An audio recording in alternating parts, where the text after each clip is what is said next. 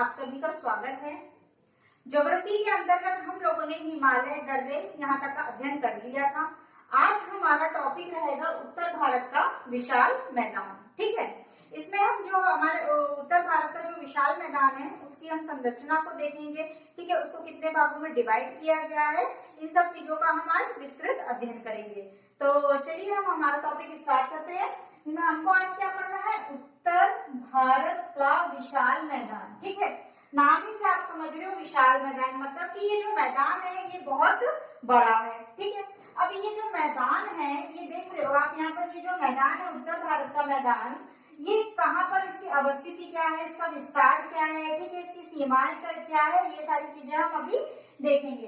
तो जो ये हमारा मैदान है वो हिमालय पर्वत और दक्षिणी प्रायद्वीपीय पठार के बीच स्थित है। ठीक है, क्या बोल रहे हैं कि हिमालय पर्वत और दक्षिणी प्रायद्वीपीय पठार के बीच स्थित है। आप देख सकते हो यहाँ पर मैप में कि ये वाला जो हमारा पोर्शन है ये वाला क्या कहलाता है? हिमालय वाला पोर्शन कहलाता है। ठीक है, और ये जो नीचे वाला हमारा पोर्शन है ये प्रायद्वीपीय भारत कहलाता है। ये मैंने आप लोगों को जब हम भारत का भौतिक विभाजन पढ़ रहे थे, भौतिक विभाजन का आप जब लेक्चर देखोगे तब का जो आप मैप देखोगे वो देखना आप। यहाँ ये वाला भाग जो था हमारा हिमालयी क्षेत्र था। ठीक है, ये वाला था हमारा उत्तर भारत का विशाल मैदान। ठीक है, ये वाला जो था हमारा ऐसे त्रिकोणमितीय टाइप से, तो ये वाला कौन सा था हमारा? प्रायद्वीपीय पठार। ठीक है, ये वाला जो था हमारा पोर्शन था वो मरुस्थलीय क्षेत्र था, और ये वाले जो हमारे थे ये पश्चिमी घाट पर्वत और ये पूर्वी घाट पर्वत। ठीक है, उस मैप का एक बार अध्ययन कर लेंगे अगर आपको यहाँ बात समझ में ना आई हो तो।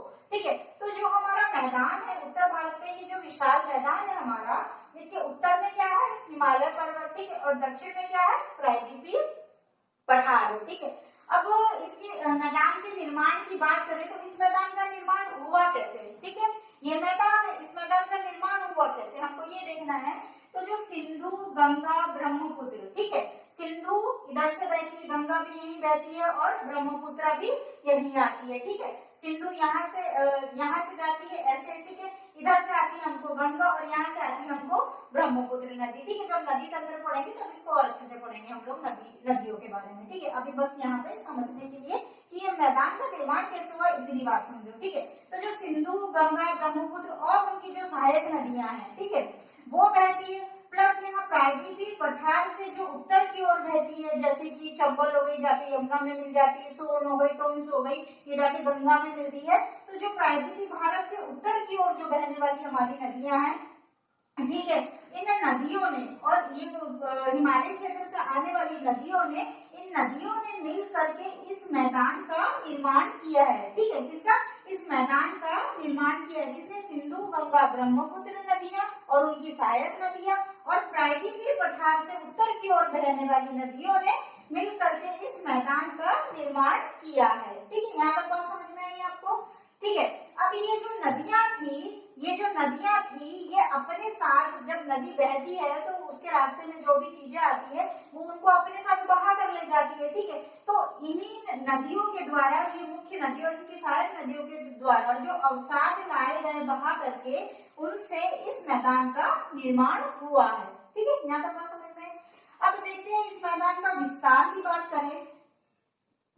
इस मैदान के विस्तार की बात करें तो इस मैदान का विस्तार पश्चिम में, इधर यहाँ सिंधु नदी मैंने आपको बताया ऐसे बह के आती है। ठीक है, ऐसे बह के आती है सिंधु नदी, तो यहाँ पर सिंधु नदी से लेकर पश्चिम में, कहाँ से? पश्चिम में सिंधु नदी से लेकर के पूर्व में आपको इधर क्या दिख रही है? ब्रह्मपुत्र का मैदान, इधर से ब्रह्मपुत्र नदी आती है। ठीक है, तो ये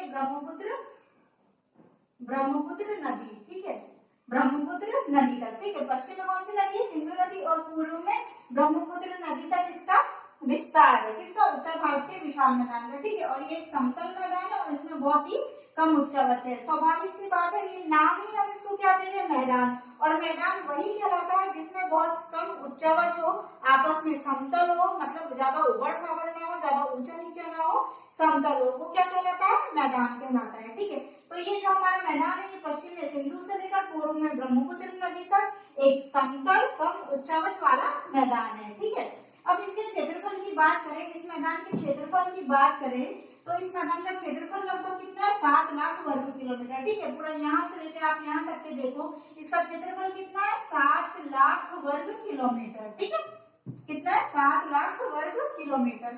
अब इसके पश्चिम से पूर्व की ओर की जो लंबाई है, ठीक है, यहाँ से लेके यहाँ तक की जो इसकी लंबाई है वो कितनी है हमारी 3200 किलोमीटर, ठीक है, कितनी हमारी 3200 किलोमीटर। और इसकी चौड़ाई की बात करें हम तो 150 से 300 किलोमीटर तक की ये इसकी चौड़ाई है, ठीक है। लंबाई समझ में 3200 किलोमीटर पश्चिम से पूर्व की ओर, चौड़ाई यहाँ से उत्तर से दक्षिण की ओर इसकी चौड़ाई कितनी है 150 से 300 किलोमीटर लगभग है, ठीक है। अब जो ये मैदान है इसको उच्चावच और भौतिक लक्षणों के आधार पर 5 भागों में बांटा जाता है, ठीक है। ये जो हमारा मैदान है इसके ऊंचे नीचे जो प्रदेश है उनके आधार पर, ठीक है, और यहाँ की जो भौतिक लक्षण है उसके आधार पर ये जो प्रदेश है इसको 5 भागों में बांटा गया है। कौन कौन से हम देखें यहाँ पर, तो ये आप देख सकते हो, ठीक है, यहाँ पे आप देखो ये भाबर, तराई, बांगर, खादर और डेल्टा, ठीक है। उच्चावच, ठीक है, मैदान का ऊंचा नीचा भाग और भौतिक लक्षण मतलब यहाँ की जो विविधताएं हैं उस आधार पर इसको कितने भागों में बांटा गया है 5 भागों में बांटा गया है, भाबर, तराई, बांगर, खादर, डेल्टा, ठीक है। अब हम इन भागों के बारे में विस्तार से देखते हैं कि इन भागों में क्या चीजें होती है, क्या होता है, ठीक है, भाग कैसे होते हैं। अब हम भाबर प्रदेश के बारे में देखें तो जो भाबर प्रदेश है वो शिवालिक के गिरिपद में अर्थात शिवालिक श्रेणी यहाँ से जाती है, आपने देखा तो शिवालिक हिमालय यहाँ से ऐसे जाता है, ठीक है। तो उसके पदी प्रदेश में अर्थात उसके पदों के पास, उसके गिरिपद में या उसके पदों के पास उसके नीचे वाले क्षेत्र में कौन सा क्षेत्र आता है, भाबर क्षेत्र आता है, ठीक है। और ये किन नदियों के बीच में स्थित है, सिंधु और तीस्ता नदी के मध्य में ये वाला क्षेत्र आता है भाबर क्षेत्र, ठीक है। अब इसकी और विशेषताएं देखिए तो जो भाबर प्रदेश है इसको क्या कहा, शिवालिक के जलोढ़ पंख की उपमा भी दी गई है, ठीक है। इसको भाबर प्रदेश को क्या कहा जाता है, शिवालिक के जलोढ़ पंख की संज्ञा दी गई है या जलोढ़ पंख की उपमा दी गई है, किसको, भाबर को, ये याद रखना ये फैक्ट, ठीक है। उसके बाद हम इसका निर्माण देखें कि भाबर जो क्षेत्र है इसका निर्माण कैसे हुआ है, तो इसका जो निर्माण है वो हिमालय नदियां, ठीक है, हिमालय की जो नदियां हैं उनके द्वारा कंकड़, पत्थर, बजरी ये जो अवसाद के रूप में लाए गए थे उसी से इसका निर्माण हुआ है, इसका भाबर प्रदेश का निर्माण हुआ है, ठीक है। अब भाबर प्रदेश की चौड़ाई कितनी है हमारी, तो 8 से 10 किलोमीटर तक की इसकी चौड़ाई है, ठीक है। और ये वाला जो क्षेत्र है वो कृषि हेतु अनुपयोगी है। अब यहाँ पर जब कंकड़, पत्थर, बजरी इस तरीके की जो अवसाद मिलेंगे तो ये क्षेत्र उपजाऊ कैसे होगा, ठीक है, तो ये क्षेत्र अनुपजाऊ कहलाएगा। कौन सा, भाबर का जो क्षेत्र है वो अनुपजाऊ है, कृषि के लिए अनुपयोगी है, अर्थात कि यहाँ पर कृषि नहीं की जाती है, ठीक है। और क्यों है ये अनुपयोगी, क्योंकि कंकड़, पत्थर, बजरी जैसे अवसाद हमको इस क्षेत्र में देखने के लिए मिलते हैं, ठीक है। और ये कैसे आए, तो हिमालय से जो नदियां हैं वो अपने साथ इनको बहाकर लाई है, ठीक है। अब तराई प्रदेश की तरफ आए हम, तराई, ठीक है, तो तराई प्रदेश जो है वो भाबर के दक्षिण में दलदली क्षेत्र है। देखिए शिवालिक के दक्षिण में या शिवालिक के गिरिपद में कौन सा है, भाबर, और भाबर के दक्षिण में कौन सा है, तराई क्षेत्र, ठीक है। तो तराई क्षेत्र का भाबर के दक्षिण में जो दलदली क्षेत्र है उसको हम क्या कहते हैं, तराई कहते हैं, ठीक है। उसके बाद ये जो तराई क्षेत्र है ये कैसे, इसका निर्माण कैसे हुआ, तो बारीक वही नदियों द्वारा लाए गए बारीक कंकड़, पत्थर, रेत से ये निर्मित है, ठीक है। कैसे निर्मित है, तराई क्षेत्र बारीक कंकड़, पत्थर, रेतों से निर्मित क्षेत्र। अब यहाँ याद रखना ये बारीक की बात करें, यहाँ पर कंकड़, पत्थर, बजरी मतलब मोटे होते हैं ये, ठीक है। और बारीक जब बोल रहा है तो ये बारीक कंकड़, पत्थर, रेत इससे निर्मित ये क्षेत्र है, ठीक है। इसकी चौड़ाई कितनी है, 10 से 20 किलोमीटर तक की। अब इस क्षेत्र की बात करें तो तराई क्षेत्र की बात करें, जो भाबर क्षेत्र था इस क्षेत्र में कुछ नदियां थी जो अदृश्य हो जाती थी, ठीक है। लेकिन वही जब नदियां आगे बहते हुए आती है तराई क्षेत्र में तो वो हमको दिखाई देने लगती है, अर्थात कि दृश्य होने लगती है। अर्थात हम ये कह सकते हैं कि भाबर प्रदेश में कुछ नदियां अदृश्य हो जाती है जो कि हमको तराई वाले क्षेत्र में, दलदली क्षेत्र में हमको फिर से दिखने लगती है, ठीक है। और ये जो क्षेत्र है तराई वाला क्षेत्र कृषि के लिए उपयोगी है। क्यों उपयोगी है, क्योंकि ये बारीक कंकड़, पत्थर, रेतों से निर्मित है, मतलब ये नदियों द्वारा ये अवसाद लाए गए हैं बारीक कंकड़, पत्थर, रेत, तो उनसे ये जो क्षेत्र है तराई क्षेत्र वो निर्मित हुआ है, ठीक है। इस कारण ये क्षेत्र क्या है, कृषि के लिए उपयोगी है। और विशेषकर कौन कौन सी कृषि यहाँ पर होती है, गन्ना, चावल, गेहूं, ठीक है। विशेषकर कौन सी कृषि के लिए उपयोगी है, गन्ना, चावल, गेहूं की कृषि के लिए ये उपयोगी क्षेत्र है, ठीक है। अब हम इसके बाद हमारा है बांगर क्षेत्र, ठीक है। हमने 5 प्रदेश पढ़ लिए, उसके तहत हमने भाबर, तराई, बांगर। तो अब हमारा जो है कौन सा है, वो है बांगर, ठीक है।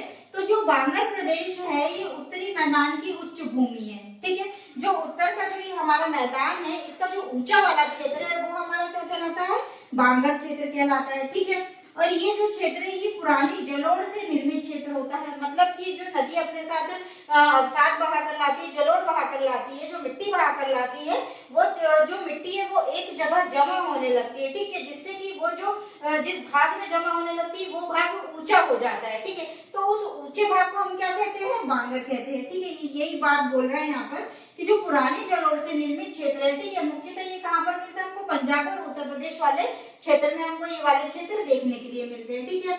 और शुष्क क्षेत्रों में लवणी और क्षारीय उत्फलन देखे जाते हैं, मतलब जो जो शुष्क क्षेत्र होते हैं वहां पर हमको लवणी और क्षारीय उत्फलन देखने को मिलते हैं, जिनको क्या कहा जाता है, रेह और कल्लर कहा जाता है, ठीक है।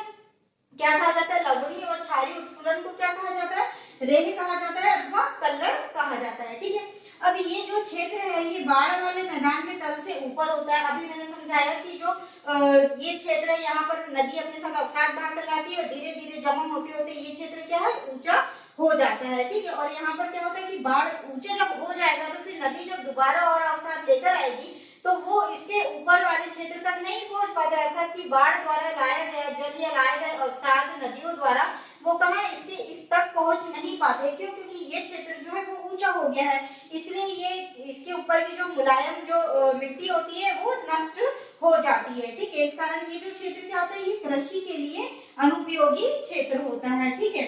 अभी ये सतलज का मैदान अब और विशेषता, वैसे तो ये हमको पंजाब और उत्तर प्रदेश वाले क्षेत्र में भी देखने को मिलता है, इसके अलावा सतलज के मैदान और गंगा के ऊपरी मैदान में इसकी अधिकता हमको देखने के लिए मिलती है, किसकी, बांगर क्षेत्र की, ठीक है। जो बांगर क्षेत्र में अपक्षय के कारण भूमि के ऊपर की मुलायम मिट्टी अभी मैंने समझाया नष्ट हो जाती है और यहाँ पर सिर्फ कंकरीली मिट्टी ही मिलती है, और इस कंकरीली मिट्टी को क्या कहते हैं, भूड़ कहते हैं, ठीक है। मुलायम मिट्टी नष्ट हो गई है, ठीक है, उससे तो इसकी जो उपजाऊता है वो खत्म हो जाती है, ठीक है। उसके बाद जो इसके ऊपर जो कंकरीली मिट्टी बचती है उसको कहते क्या है, तो उसको हम क्या कहते हैं, भूड़ कहते हैं, ठीक है। यहाँ तक होगा।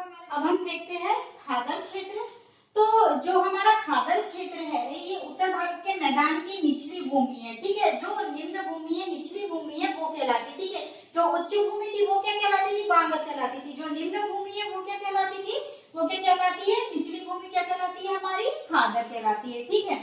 और ये कैसे निर्मित है, खादर क्षेत्र जो निर्मित है वो कैसे निर्मित है, नवीन जलोढ़ द्वारा निर्मित क्षेत्र है ये, ठीक है। और यहाँ पर काप मिट्टी या फिर चिकनी मिट्टी आप बोल सकते हो, दोमट मिट्टी क्या पाई जाती है, यहाँ पर काप मिट्टी पाई जाती है, ठीक है। अब ये निचला क्षेत्र, निचली भूमि है, उसको नवीन जलोढ़ क्यों कह रहे हैं, जो कि हर साल नदी में जो बाढ़ आती है उसमें जो मलबा वो लेकर आती है वो मिट्टी जम जाती है, ऐसे निचले वाले जो तल है वहां पर जम जाती है, तो वो जो क्षेत्र है हर साल जब उसमें नई जलोढ़ मिट्टी मिलेगी इसलिए उसको क्या कहा गया, नवीन जलोढ़ द्वारा निर्मित मैदान है ये, ठीक है। कौन सा, खादर क्षेत्र जो है वो नवीन जलोढ़ द्वारा निर्मित है, क्यों, क्योंकि जो नदियां होती है हर साल उसमें बाढ़ आती है और वो बाढ़ के साथ जो अवसाद लाती है वो वहां पर फैल जाता है, इस कारण इसको क्या बोला जाता है, नवीन जलोढ़ द्वारा निर्मित क्षेत्र कहा जाता है, ठीक है। और ये काप मिट्टी भी मतलब इसमें काप मिट्टी पाई जाती है, ठीक है। अब आगे देखिए इसका विस्तार कहाँ पर है, तो उत्तर प्रदेश, बिहार और पश्चिम बंगाल में इसका विस्तार है, ठीक है। और ये कृषि कार्य हेतु उपजाऊ मिट्टी होती है, क्यों होती है, क्योंकि ये हर साल अपने साथ उपजाऊ मिट्टी जो नदी है अपने साथ बाढ़ के माध्यम से क्या करती है, हर साल नई जलोढ़ लेकर के आती है और जलोढ़ मिट्टी कृषि के लिए बहुत ही उपजाऊ होती है, इस कारण जो खादर वाला क्षेत्र है वो क्या है, कृषि कार्य के लिए बहुत ही उपयोगी होता है। और जो ये खादर भूमि होती है इसमें क्या होता है, चीका की अधिकता होती है, अर्थात चिकनी मिट्टी की अधिकता होती है। और चिकनी मिट्टी क्या करती है, या काली मिट्टी बोले इसको, दोमट मिट्टी, इस मिट्टी की सबसे अच्छी विशेषता ये है कि ये जल को अपने अंदर धारण करके रखती है, ठीक है, यानी कब जल्दी नहीं सूखती है, काफी लंबे समय तक ये जल को अपने अंदर धारण करके रखती है, इस कारण जो ये मिट्टी है, ठीक है, इसको क्या कहा जाता है, खादर क्षेत्र या खादर भूमि कहा जाता है, ठीक है। अब जो खादर मिट्टी है यहाँ पर कौन कौन सी मतलब कौन कौन सी कृषि की जा सकती है, तो चावल, जूट, गेहूं, गन्ना, दलहन, तिलहन आदि और भी जो कृषियां होती है उनके लिए ये जो मिट्टी होती है बहुत ही उपजाऊ होती है, ठीक है। अब डेल्टा क्षेत्र के बारे में हम बात करें तो जो डेल्टा क्षेत्र है हमारा ये खादर मैदान का ही बड़ा हुआ भाग है, मतलब कि ये वाला जो हमारा मैदान होता है, खादर जो क्षेत्र होता है, खादर जो भूमि होती है, उसी के आगे का बड़ा हुआ भाग क्या कहलाता है, डेल्टा कहलाता है। ठीक है, इसका विस्तार डेल्टा हमको देखने कहाँ मिलता है, तो पश्चिम बंगाल या निम्न गंगा घाटी में। ठीक है, तो इस वाले क्षेत्र में पश्चिम बंगाल की जब नदियां बहकर आ जाती है, जब उसकी अंतिम अवस्था होती है, चरम अवस्था होती है, तो यहाँ पर जो वो अपने साथ अवसाद लाती है, उनको यहाँ पर छोड़ के वो अपनी दूसरी दिशा में बहने लगती है, तो वो जो छूटा हुआ अवसाद है वो क्या कहलाता है, डेल्टा कहलाता है। ठीक है, और ये जो ऊंची भूमि है, मतलब वही जो डेल्टा ऊंचा हो जाता है, मतलब जो अवसाद ऊंचा रहता है वहां छोड़ देती है और आगे बह के आगे निकल जाती है, तो वो जो ऊंचा हुआ भाग है वो क्या कहलाता है, चार कहलाता है। ठीक है सॉरी, यहाँ तक हो गए हमारे 5 जो उच्चावच की दृष्टि से हमने इसके जो भौतिक लक्षणों के आधार पर उत्तर भारत के विशाल मैदान को 5 भागों में बांटा था, भाबर, तराई, ठीक है, बांगर, खादर और डेल्टा। ठीक है, इसको हमने अभी पढ़ लिया, लेकिन इसका और भी विभाजन किया गया है। ये जो मैदान है इसको अलग अलग तरीके से इसका विभाजन किया गया है, इसकी प्रकृति के आधार पर, इसके लक्षणों के आधार पर, जैसे कि राजस्थान का मैदान, पंजाब हरियाणा का मैदान, उच्च गंगा के मैदान के 3 उप विभाजन है, उच्च गंगा का मैदान, मध्य गंगा का मैदान, निम्न गंगा का मैदान, और क्या हमारा ब्रह्मपुत्र का मैदान। ठीक है, इसको हम अगले लेक्चर में पढ़ेंगे, आज के लिए हम इतना ही रखते हैं। यहाँ तक आपको बात समझ में आई होगी कि भाबर प्रदेश क्या है, तराई प्रदेश क्या है, बांगर प्रदेश क्या है, खादर प्रदेश क्या है और डेल्टा प्रदेश क्या है। ठीक है, इसका एक सीक्वेंस में रिवीजन एक बार करवा देती हूँ। ठीक है, तो यहाँ से जब नदियां निकलती है, ऊपर से जब नदियां निकलती है, तो इधर इसको पहाड़ी क्षेत्र मिल रहा है। ठीक है, अब जब पहाड़ी क्षेत्र इसको मिल रहा है, तो ये अपने साथ बड़े बड़े पत्थर लेकर आएगी। ठीक है, तो ये जो बड़े बड़े पत्थर ये लेकर आती है, यहाँ पर शिवालिक की गिरिपथ में उसको यहाँ पर छोड़ देती है। ठीक है, तो ये वाला जो शिवालिक की गिरिपथ वाला क्षेत्र में हमने देखा ये कि बड़े बड़े कंकड़ पत्थर ये सारे हमको देखने के लिए मिलते हैं। ठीक है, तो इस वाले क्षेत्र क्या कहलाता है, हमारा भाबर प्रदेश कहलाता है। ठीक है, अब यहाँ पे बड़े पत्थर नदियां छोड़ देगी, क्योंकि इधर से आती है तो तेज बहाव से आती है, धीरे धीरे इसके बहाव में भी शिथिलता आने लगती है। ठीक है, तो जब इसके बहाव में शिथिलता आएगी, यहाँ पर ये बड़े पत्थर ले जाने में असहाय हो जाएगी, तो यहाँ से अब क्या करेगी, वो थोड़े छोटे पत्थर उठाएगी। ठीक है, तो थोड़े छोटे पत्थर उठा के लेकिन फिर बहती है ये, तो यहाँ पर हमको तराई प्रदेश मिल जाता है, जहाँ पर ये फिर ये इन जो मध्यम प्रकार के पत्थर उनको छोड़ देती है और यहाँ पे दलदली भूमि बन जाती है।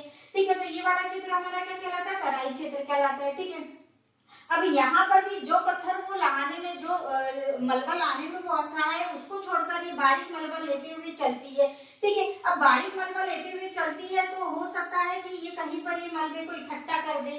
ठीक है, ना ले जा पाए, लगातार इतने दूर से आ रही है अपने साथ मलबा, तो उसके साथ बहुत सारा जमा हो जाता होगा, धीरे धीरे ये यहाँ पर कहीं कहीं छोड़ देती है। कुछ नदियां बाढ़ लेकर आती है, मतलब बाढ़ द्वारा आती है, तो बाढ़ द्वारा भी ये किसी एक स्थान पर मलबे को जमा करती जाती, तो वो स्थान क्या होता है, ऊंचा हो जाता है। ठीक है, वो स्थान क्या हो जाता है, ऊंचा हो जाता है, तो इस ऊंचे स्थान को हम क्या कहते हैं, बांगर कहते हैं। ठीक है, उसके बाद जो ये नदियां हैं, हर साल इनमें बाढ़ आती है, ये अपने बाढ़ के साथ इनमें अवसाद लेकर आती है, तो उस अवसाद को ये हर साल ये मैदानी जो निचला क्षेत्र है वहां पर ये जमा कर देती है, उस मलबे को ये क्या करती है, जमा कर देती है। ठीक है, अब ये जमा हुआ जो मलबा है ये हमारा क्या कहलाता है, खादर क्षेत्र कहलाता है। ठीक है, अब ये यहाँ पर तो मलबा जमा कर रही है, लेकिन अब जब ये अपने अंतिम अवस्था में जाने लगती है, बहने की दिशा में अपनी चरम अवस्था में जाने लगती है, ठीक है, तो क्या होता है कि ये अपने साथ मलबा तो उसके साथ चल ही रहा है, कुछ ना कुछ मलबा तो नदी के साथ चलता ही रहता है उसके बहाव के साथ। ठीक है,